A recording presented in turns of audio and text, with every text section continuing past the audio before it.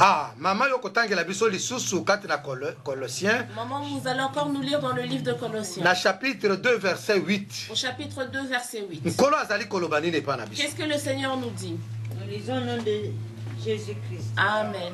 Prenez garde que personne ne fasse de vous sa proie par la philosophie et par une vaine tromperie, s'appuyant sur les traditions des hommes, sur les rudiments du monde et non du Christ.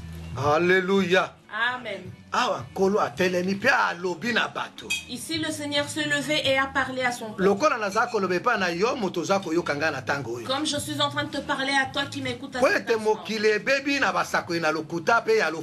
Car le monde a été envahi par des faux serviteurs de Dieu et des orgueilleux. Ceux qui sont en train d'enlever le peuple de Dieu dans la bonne parole.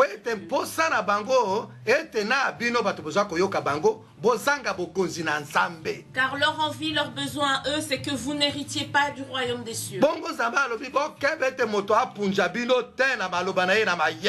Et ainsi le Seigneur a dit que personne ne vous arrache avec ses belles paroles.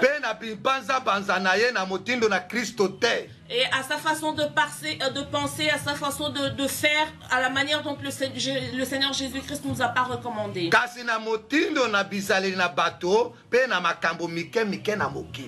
Mais de sa façon à lui et avec des petites choses que nous trouvons ici-bas. Ainsi, toi, tu dois bien observer que tu ne sois pas trompé, qu'on ne te prend pas avec une vérité mengère. La parole de Dieu est claire.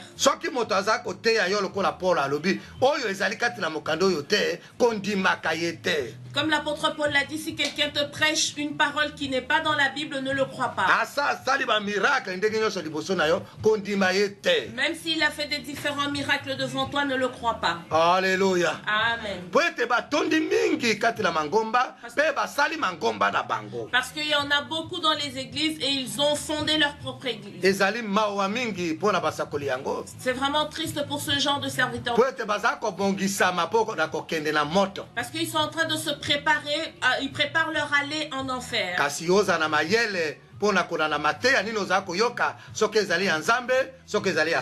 Mais toi aie le discernement de toute prédication que tu entends, si c'est une prédication de Dieu ou une prédication du diable. Dans 1 Jean chapitre 4, dans le livre de 1 Jean 4, au premier verset jusqu'au 3e, qu'est-ce que le Seigneur nous dit?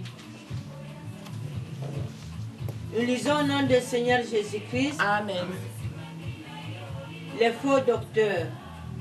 Bien-aimés, n'ajoutez pas foi à tout esprit, mais éprouvez les esprits pour savoir s'ils sont de Dieu, car plusieurs faux prophètes sont venus dans le monde. Reconnaissez à ceci l'Esprit de Dieu. Tout esprit qui confesse Jésus-Christ venu en chair est de Dieu. Et tout esprit qui ne confesse pas Jésus n'est pas de Dieu. C'est celui de l'Antichrist, dont vous avez appris la venue et qui maintenant est déjà dans le monde. Alléluia. Amen. Ici, le Seigneur est en train de nous parler à nous qui écoutons cette parole aujourd'hui. Bien-aimés, ne croyez pas tous les esprits. Mais essayez si ces esprits-là viennent de Dieu. Parce que les faux serviteurs, beaucoup se sont répandus ici dans le monde. Vous allez reconnaître l'Esprit de Dieu comme ainsi. Écoute-moi bien, bien-aimé. Vous allez reconnaître l'Esprit de Dieu par ce chemin. Que chaque esprit qui confessera que Jésus-Christ est venu en chair venant de Dieu. Cela est l'Esprit de Dieu.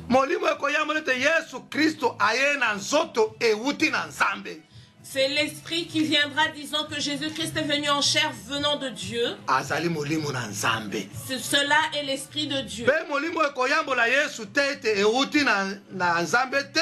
Et l'esprit qui ne confessera pas que Jésus-Christ vient de Dieu.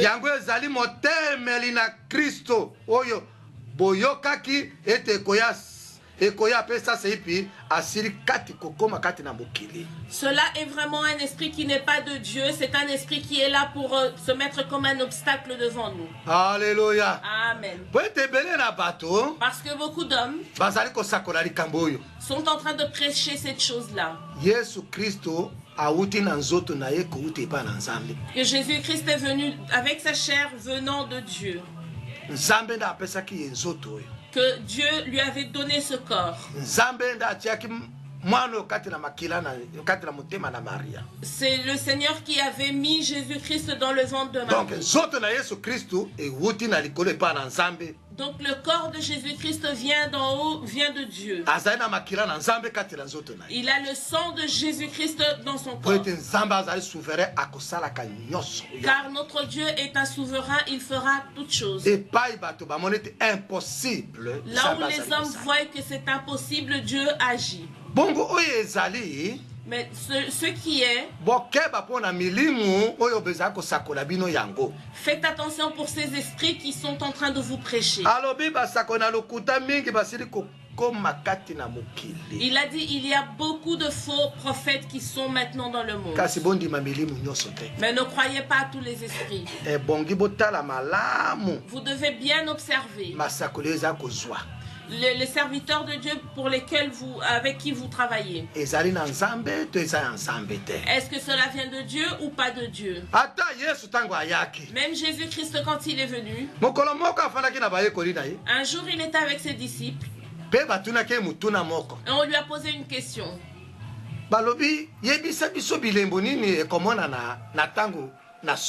Il a dit, les disciples lui ont dit, Seigneur, montre-nous quels sont les signes que nous verrons au temps de la fin. Le temps que nous voyons maintenant.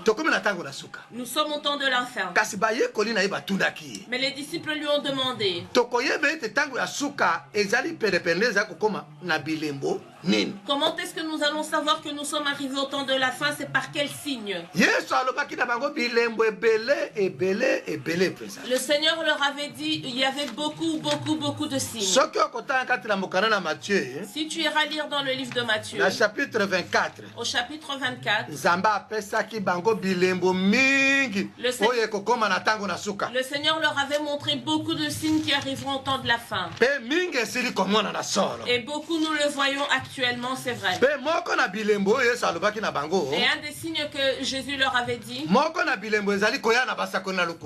un des signes c'était qu'il y aura des faux prophètes qui pour venir vraiment enterrer les enfants de Dieu.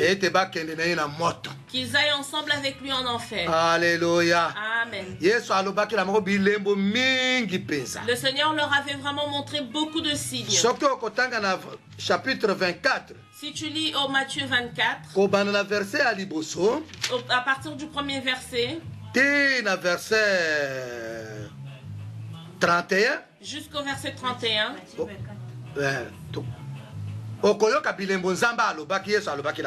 tu entendras tous les signes que Jésus-Christ avait montrés à ses disciples. Mais toi et moi, nous allons parler juste de ces signes-là. Nous allons parler de un seul signe que Jésus avait dit. Mais si tu vas continuer la lecture, tu verras que les étoiles tomberont. Il y aura beaucoup de choses qui arriveront. Il y aura des bagarres qui viendront. Il y aura la famine qui viendra. Il y aura des difficultés. Il y a beaucoup de signes que Jésus avait dit. Mais moi je te parle juste de ce que nous parlons de ce soir. Ce signe c'est juste les faux serviteurs. Et parmi tous les signes dans lesquels le Seigneur avait parlé pour le temps de la fin, et l'un des signes c'est la venue des faux prophètes. Alléluia. Amen. Amen.